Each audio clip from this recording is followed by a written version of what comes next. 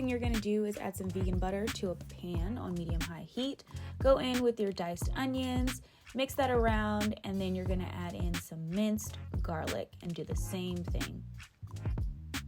All right, let that do its thing on the stove, and then in my food processor, I've got some yellow and some orange bell peppers.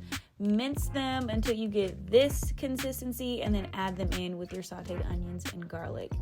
Essentially, after you give that a mix, you're gonna repeat the same steps with your mushrooms. I chose to use mushrooms because I just wasn't feeling any plant-based meat alternatives today, so here's what you get. All right, I'm gonna make sure everything is well combined, and I feel like it needed some help, so I just went in with another heaping tablespoon of some vegan butter.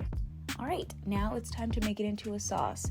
So I'm gonna use about half of this carton of vegan heavy whipping cream, and then mix everything together, and then we are going to add in a little bit of cheese to give it some body. Again, this is vegan cheese. I'm using a Follow Your Heart vegan mozzarella. Then, for some creaminess, adding in some vegan cream cheese, because why not? All right, now it's time to season. So I've got a little bit of black pepper, and I'm trying not to use a whole lot of salt, so I'm using a complete seasoning, which is the Tony's Creole seasoning. And then I'm gonna give that a really good mix. After you season, do a little taste test. Mine didn't have enough heat, so I'm going in with some crushed red pepper.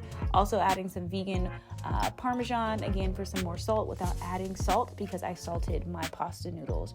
And now I'm just gonna combine the noodles and the sauce, mix everything together before plating it up with some garlic bread. And you already know how to make garlic bread from watching my previous videos, so let me know what you think in the comment section below.